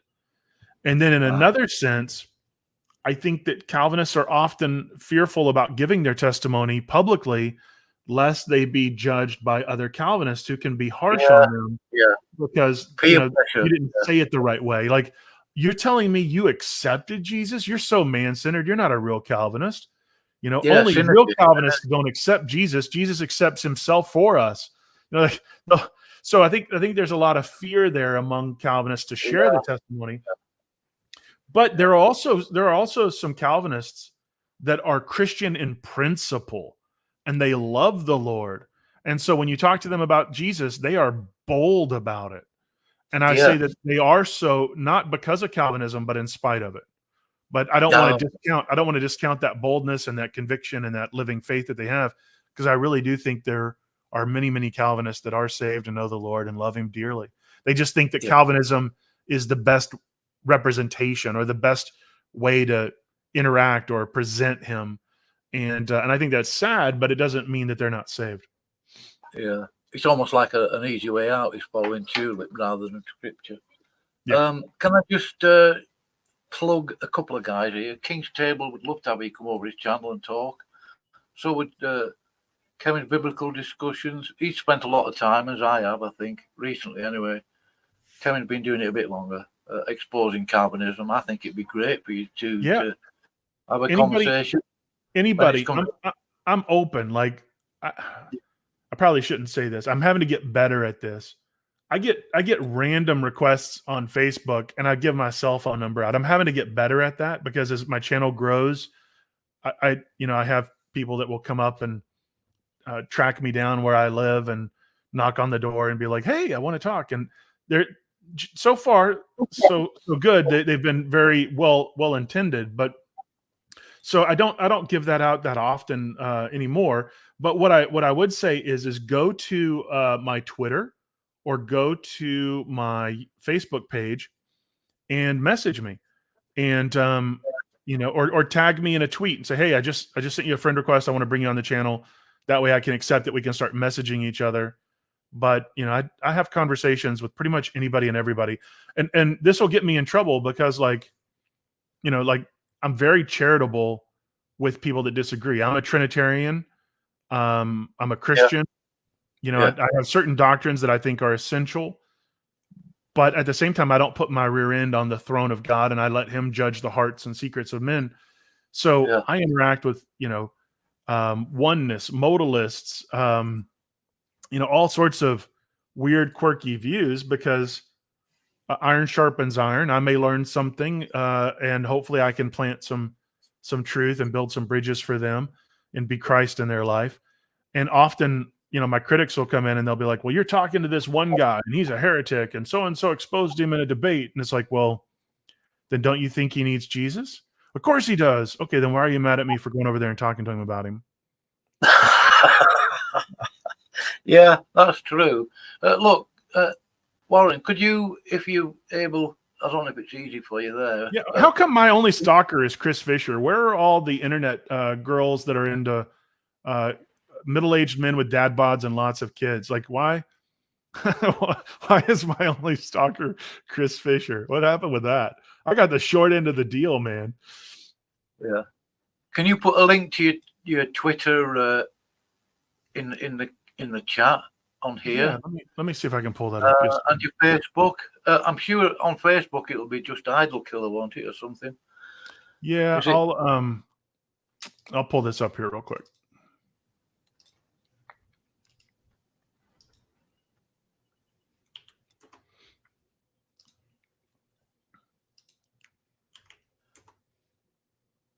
Yeah, I like listening to Chris Fisher. He's a very sharp individual. He is.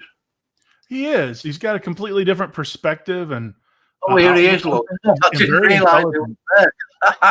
there. What's that? Yeah, I didn't. I'm sorry, I didn't realise you were there, Chris. I just scrolled down the comments. No, he's very Yeah. intelligent. He's very well studied on ancient Near East and Platonism and other views like that. And Yeah. I value his insight and friendship a lot. And we've got a diverse group of people. We're not homogenized thinkers. No, We really do that's what push we're back. avoiding. Yeah. Yeah.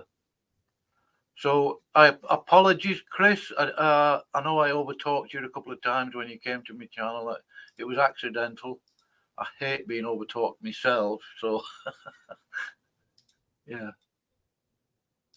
No, it's nice to see you here, Chris. Anyway, check out Chris Fisher.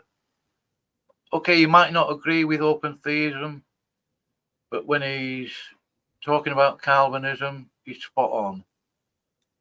Yeah, and here, let's do this. If you don't like my version of open theism, dynamic omniscience, check out Chris.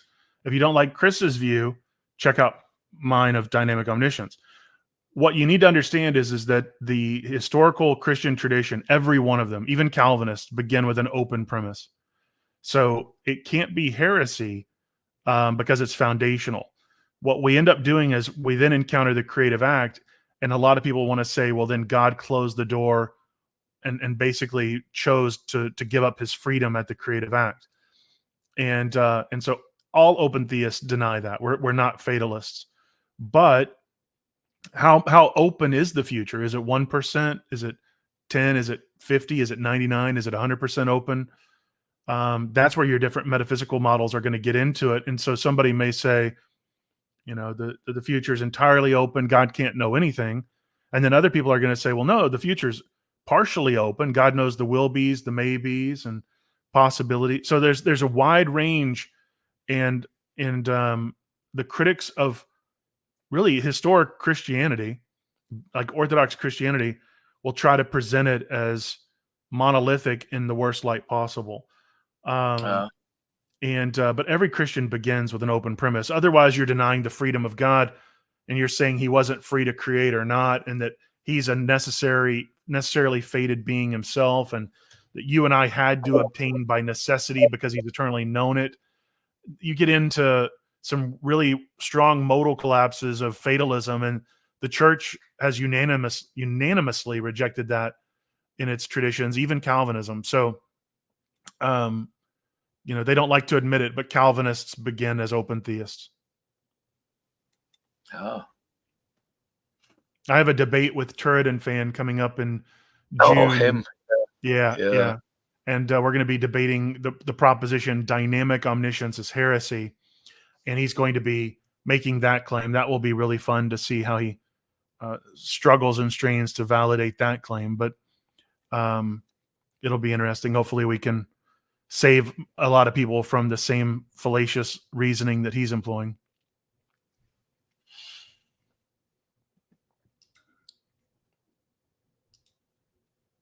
Oh, you debated Turretin Fan, did you, Kevin? Yeah. I can't listen to Turretin Fan, to be honest. I can. I just need about 3 or 4 cups of coffee, and I can get through it. Yeah. I'm sure he struggles to watch me too. He's got to take blood pressure medicine to get through me. Yeah. Kevin's okay to talk to, Idle Killer. So's Frank, very sharp. I talk to anybody, even guys that despise me and don't like me. If they're willing to have a conversation, you're going to find that I'll have a conversation with you. And I hope you'll give Warren here some more super chats. Yes, lots and lots. Send me that money. I got 5 kids in colleges. 4 of them are girls. I've got 4 weddings I'm going to have to pay for in the future. And yep. What's the under-over on when Turretin backs out? Not sure. Oh goodness, I hope not. I've already made it about 70% done with my opening statement. I hope he Has doesn't. he got a hard push, has he, Turretin fan? Has he got to stretch it a bit, has he, in that debate? What's the question? Has Turretin fan got to stretch credulity or something? Because is it a bit of a reach for him to push? Well, I mean, to claim that dynamic omniscience is heresy, he's going to try and appeal to a particular statement John Sanders made in an article he wrote, and he wants to discount any additional explanation of that statement that John Sanders has made or any other adherent of that view has made. So it's such an arbitrary standard. And then even if you concede that, the problem is going to be trying to find a creed or confession or some standard for determining orthodoxy by which to condemn it as heresy. So basically what you end up with is, I don't like that. So that's going to be pretty much I think the position. Now, Turton, he's well studied, well read. It's amazing that he can be as wrong as he is given all the stuff that he's read. But then when you find out all the stuff he read, you realize why he's so wrong. But I'm sure he'll present some interesting arguments and pushbacks. Yeah. It can only make you stronger, Warren, can't it, really?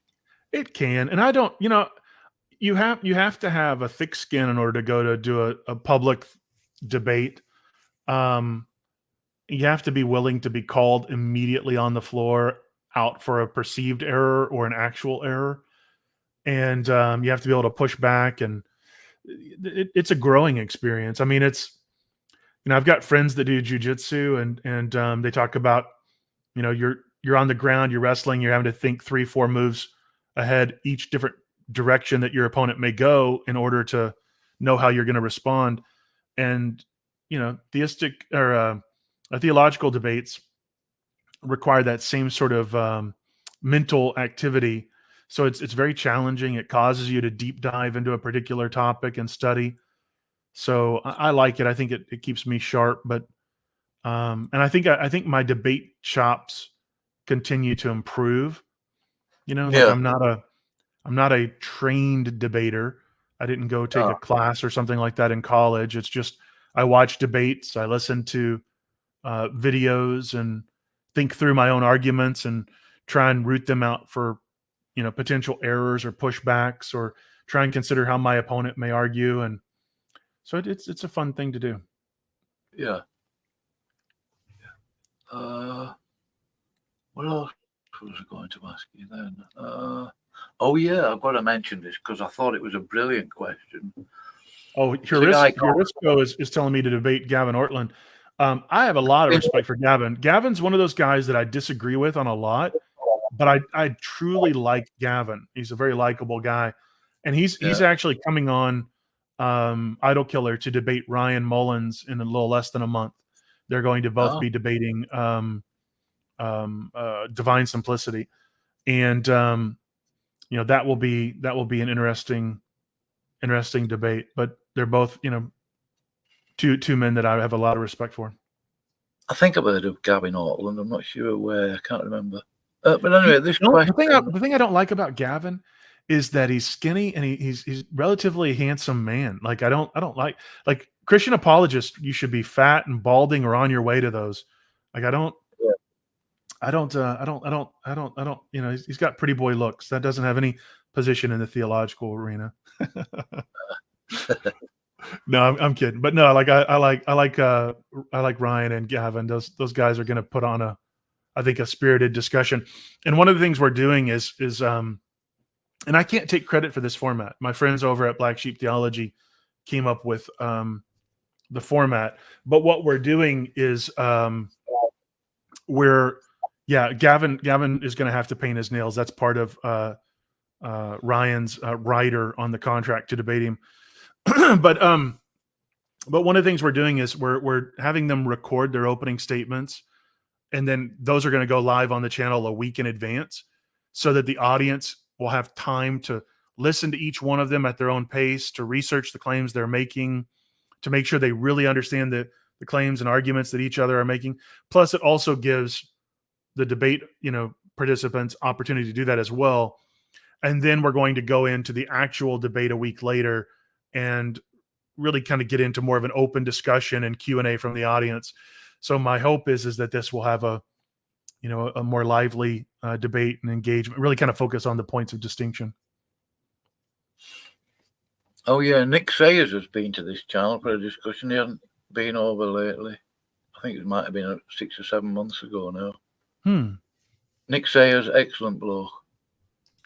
I think I know Nick. Yeah, he's always doing to and froing with Turreton fan on what is it? In disagreement with him? Yeah, on textual criticism, I think. Nick Sayers, Revolution. Yeah, I mean he's a friend of mine on Facebook. I'm trying to remember if I see if I can get a link. I don't think Nick and I have had any interaction on YouTube. I may have talked to him in comments and stuff, but I'm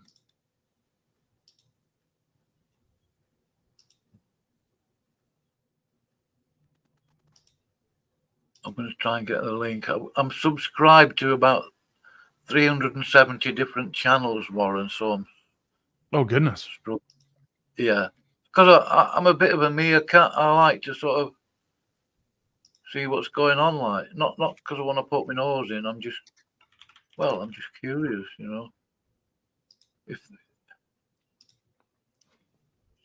I tell you what, I'll tag it. I will remember.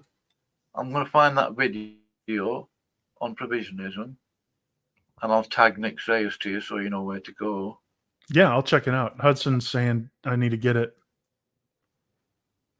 Yeah, there's the thing is like when you just read scripture, the language that it uses, God reveals himself in terms of the dynamic, omniscient view.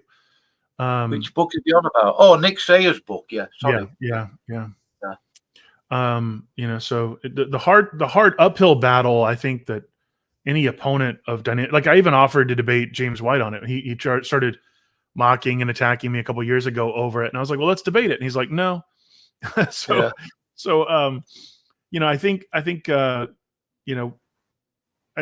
one of the problems that people have is the biblical and the historical are slanted against them when they tackle dynamic omniscience. If they're going after a straw man, who cares? I mean, I had one debated opponent a couple years ago who ended up leaving the faith after that, but he was trying to say that dynamic meant not. Like God is not omniscient. Your view is he's not omniscient. It's like, no, dynamic means power and energy. It's related to the dynamic theory of time. Like, do you understand God is omnipotent? Okay, then his omniscience is related to his omnipotence. Like he is power. But some people want to argue for a static, basically world machine that isn't free and fated himself, and it's like that's just not the God of the Bible. Go be that, but don't call yourself Christian because you're not. Right. Oh, John, another brother there. He exposes Calvinism as well on his channel. This guy Centurion on a certain channel, he asked this Calvinist a really excellent question because he was stating that he goes out sharing the gospel. So he put it to him hypothetically, if somebody got saved from your witnessing, would they be Arminian, synergist, or what? And I thought, that does illustrate an excellent point. If a Calvinist will say that they go out preaching the gospel, So if somebody does get converted from that message, what do they become? Do they become Calvinist? Obviously not. Mm-mm. So are they Arminian, synergist, Molinist, or what? No, they're like a newborn child. They have yet to be indoctrinated in anything. So a baby comes into this world innocent and ignorant and needing to be trained in the way they should go. And Christians, when they come to faith, often are in the same state. And so sadly, that's where Calvinists will jump in and seize, or other cults will jump in and seize and try and mislead them. Whatever. You can pretend that James isn't. but I have the video receipt, so who cares? I really don't care destroying. You can go worship your hero over there and ask him why he spent years and years and years telling people I'm a cult leader and not a Christian and I'm a serious threat. Well, if that's the case, then why not debate me? It'd be easy, right? Get me on stage and destroy me for the good of everyone. But then, of course, James would actually have to be concerned that he thought that, I could do anything. Yeah, it's a silly thing. Yeah, James White, I noticed with him, I don't know if you probably did, he likes to use his body language and rolling his eyes around and pursing his lips. He's a mime when it comes to debate. Like he'll pretend he's in a glass box of emotion, and you'll see him rolling his eyes and throwing his head back and clicking his tongue and sighing, and he's sending all of these cues. It's immature, and then you get into the debate, and once you actually see his tricks, you see behind the matrix, it really becomes really silly. So one of the things James often does is he'll go into the Greek and you'll raise up a point that's biblically valid, and then I can't. Where are you getting that from? Nobody knows. And then he'll go to the Greek. He'll spend 5 to 15 minutes in the Greek, and then he'll affirm what you said.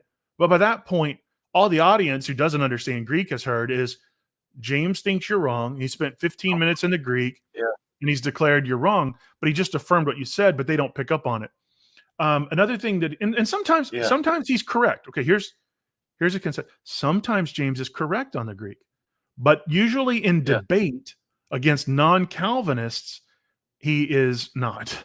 And so then the other thing that he'll do is he reframes the debate. He's very good at rhetoric and reframing.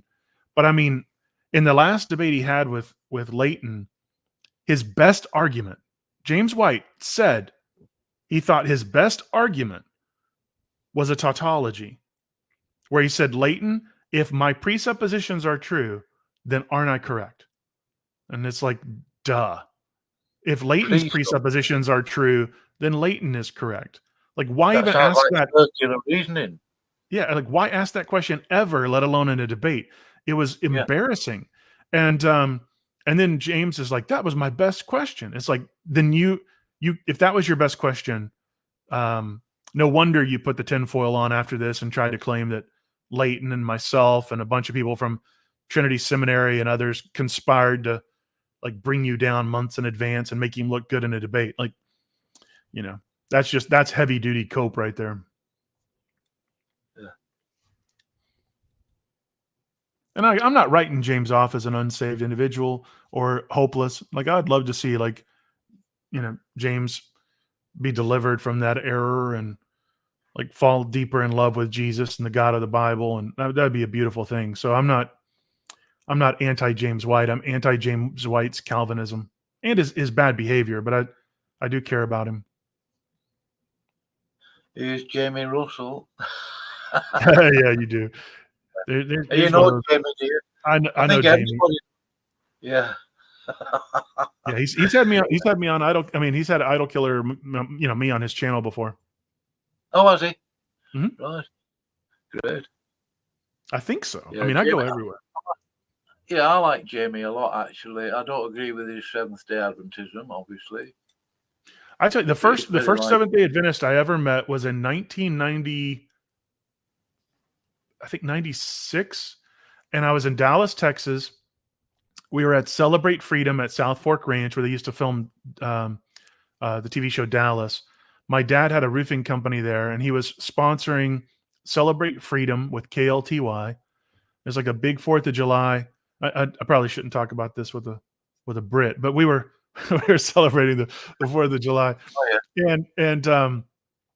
And I got bored working that show with him, and a young guy came up and was handing out flyers for an upcoming concert.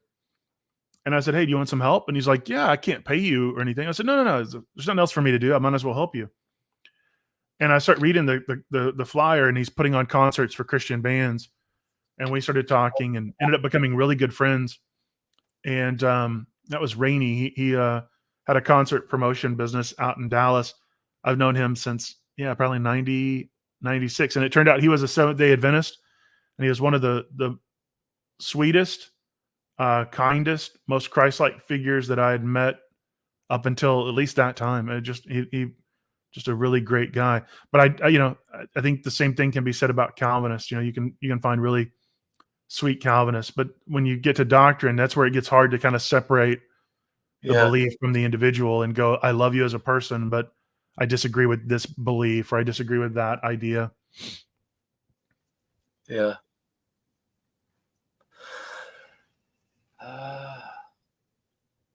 I'm stuck. Is there anything you want to say, Warren? I'm easy.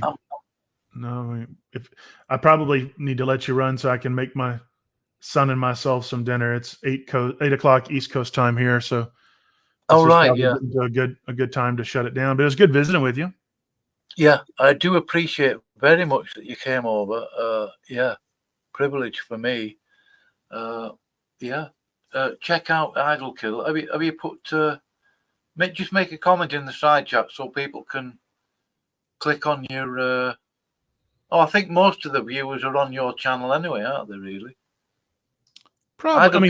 You can just look on Idol Killer, IDOL Killer on all the socials, YouTube. I don't do Instagram or anything like that, but Twitter, Facebook, YouTube.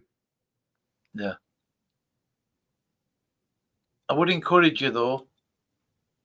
I would like to encourage people to check out Phil Bear's book. I mean, this guy. I don't agree with what he said about James White on the last 2 pages. I didn't like that, to be honest. What did he say about James? He made some quite complimentary comments about James White. I think non-Calvinists, in an attempt to be ecumenical, are often perhaps a little too kind and friendly to the dear Dr. Jim. But I don't know. I don't know. I mean, to each their own.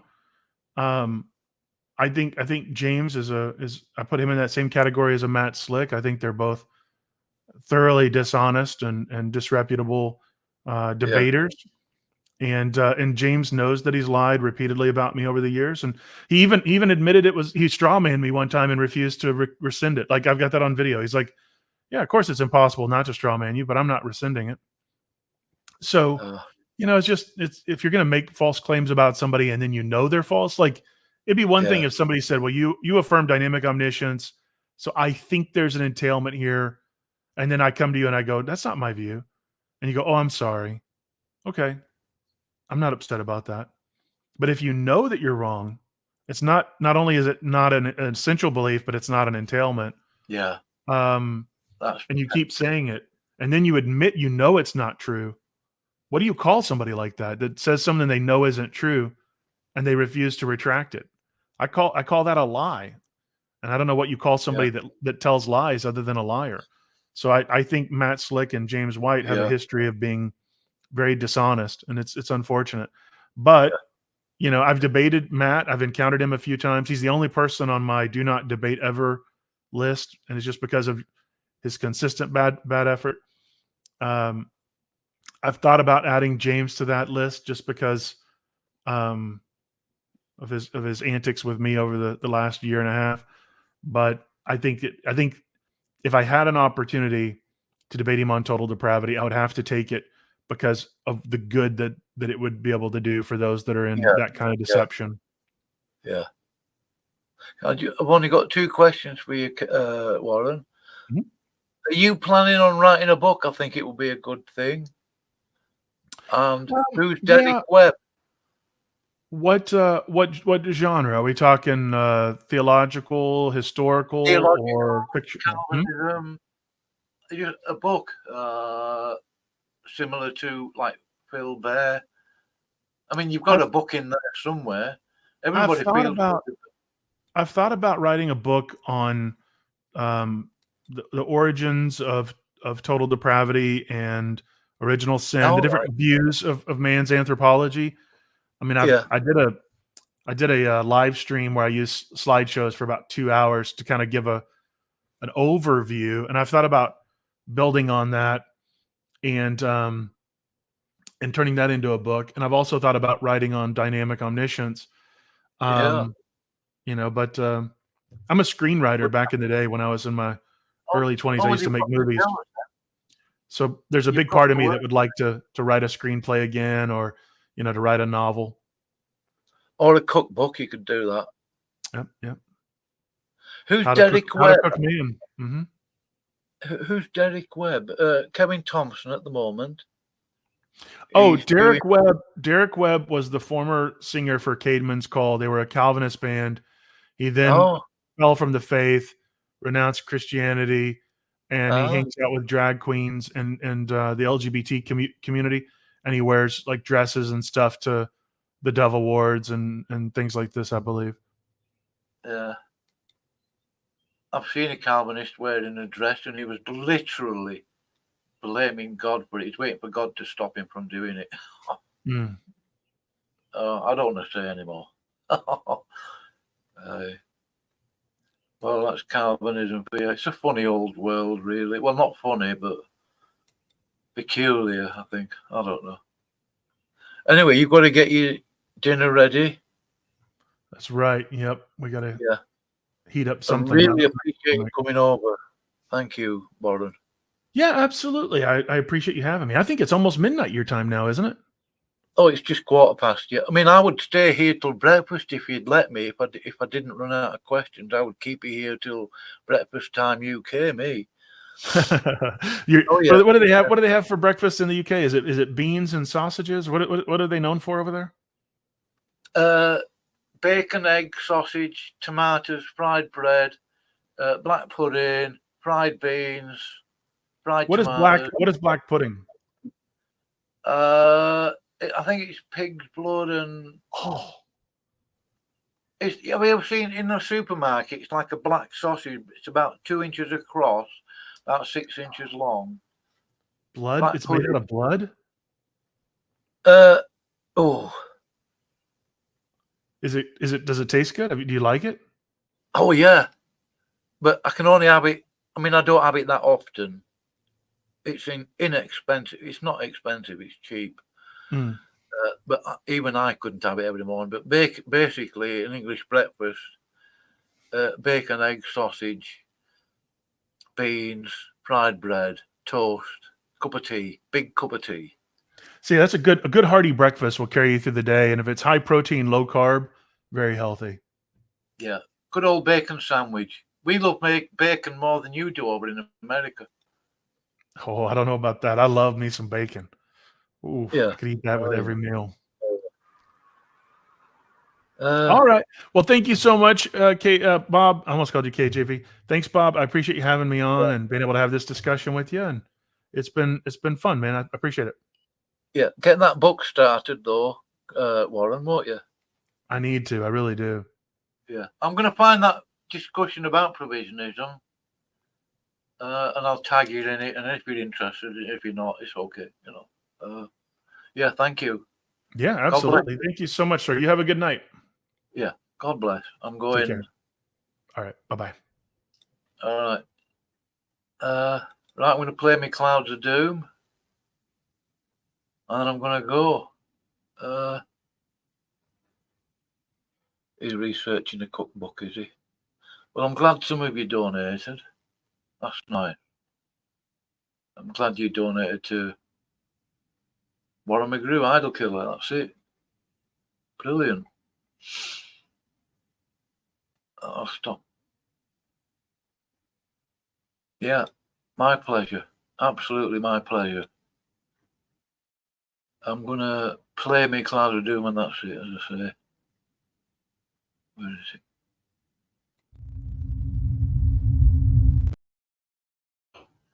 If you want to get, I mean, this is an excellent book. I know I plugged it earlier. Check it out. Phil Bear. He does have a YouTube channel. I read through this book slowly, first time through. It's not one of them books you can just speed read it. And I've got about 40 bookmarks. I've got to read it again. And it's only about 10 quid English be about $12 USA. You can get a Kindle for about $3 or $4, £3 or £4. It wouldn't be a waste of money getting it. That's my opinion. Anyway, that's it. I'm gone. Going. Just read these final comments. Pilgrim's Progress. Yeah, I've read that. John Bunyan. Excellent book. I thought so. I didn't really know anything about John Bunyan. I might as well tell you. So, but it is worth reading, I think. Right, that's it. I'm gone. Bye.